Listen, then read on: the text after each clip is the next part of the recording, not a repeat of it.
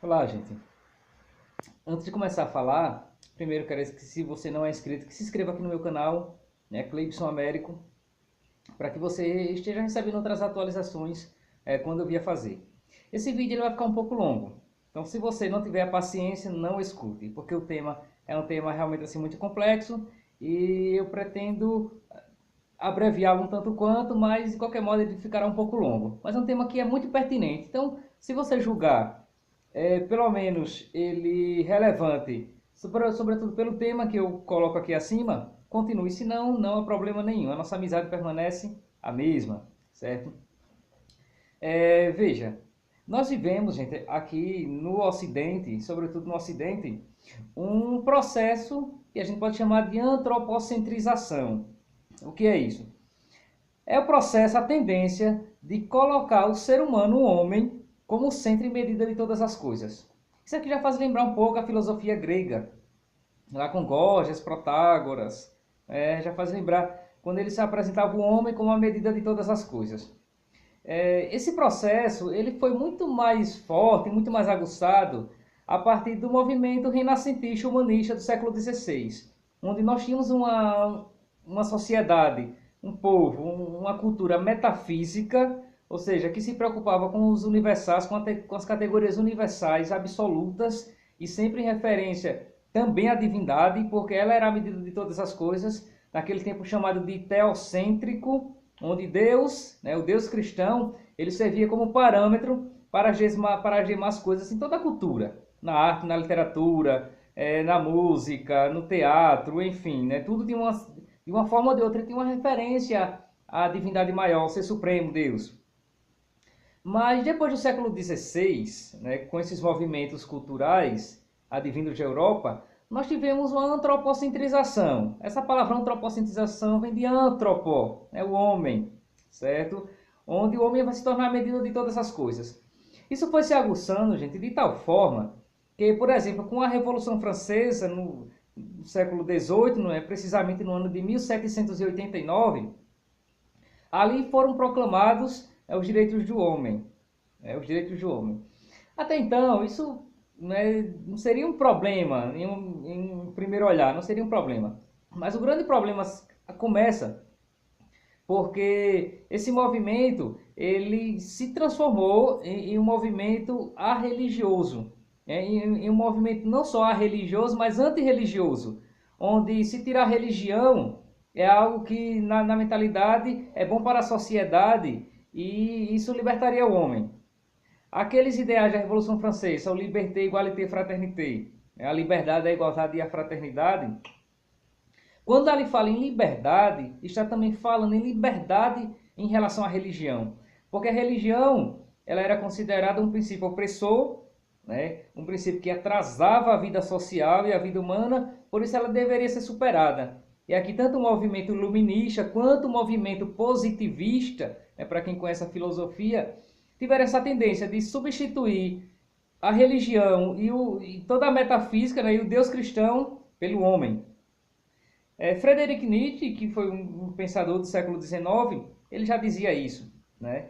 Que é preciso que Deus morra para que viva o homem, o super-homem, aquele homem, como dizia o Kant, em sua maioridade, homem que não precisa, que não tem dependência, que tem autonomia em relação a todo e qualquer princípio metafísico, certo?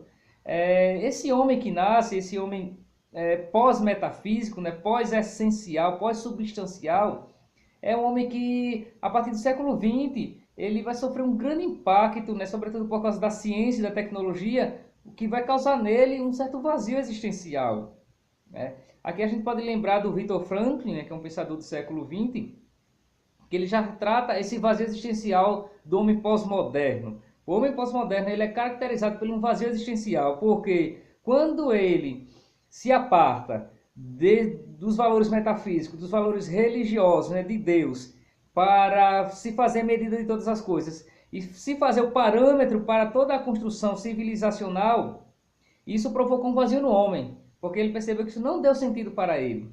Mas a sociedade até hoje caminha nesse mesmo caminho, né? E levará pelo menos uns 200 anos para que a sociedade perceba que ela tomou um caminho sem sentido, né?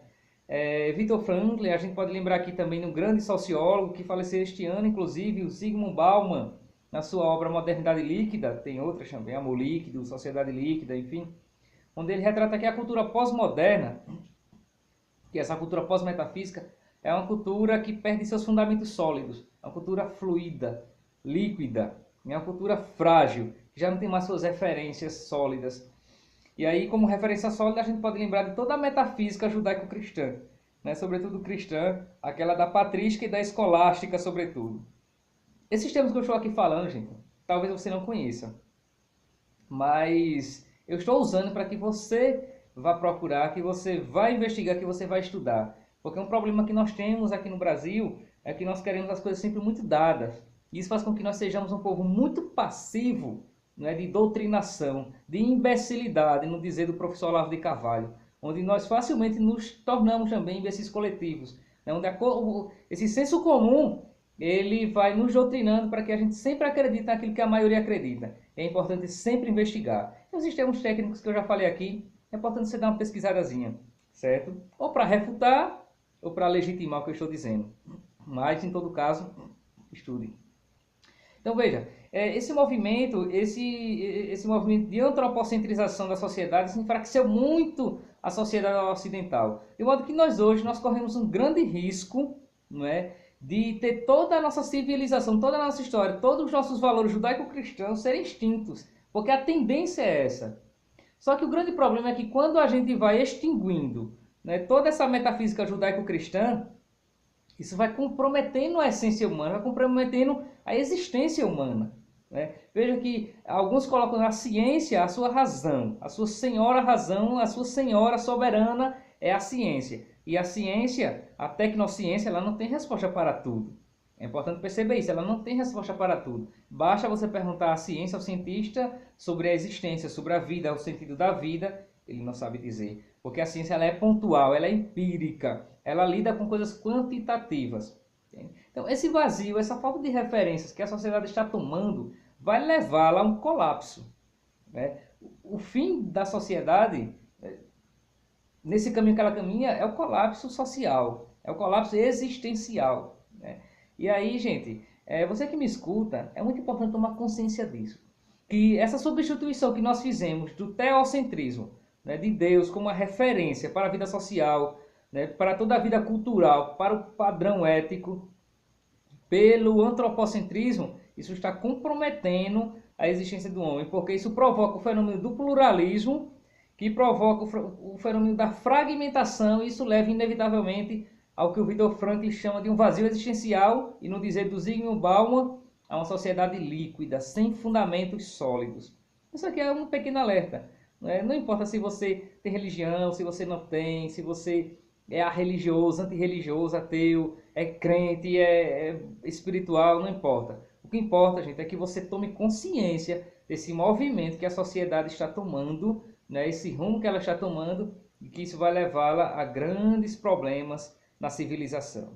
Então fica aqui o meu alerta, depois produzirei um pouco mais sobre esse conteúdo. Então se você não se inscreveu, se inscreva aqui no meu canal, dê o seu ok, compartilhe, para que eu consiga, para que eu me incentive também a produzir um pouco mais de material nesse sentido, porque é importante, e eu me dou essa missão de, além de me levar a me esclarecer sobre o que está acontecendo na realidade, eu também levo a você, com um pouco de material que eu produzi, a tomar consciência da nossa realidade e da nossa civilização e do perigo que nós corremos quando nos tornamos um mundo pós-metafísico e pós-moderno. Um abraço.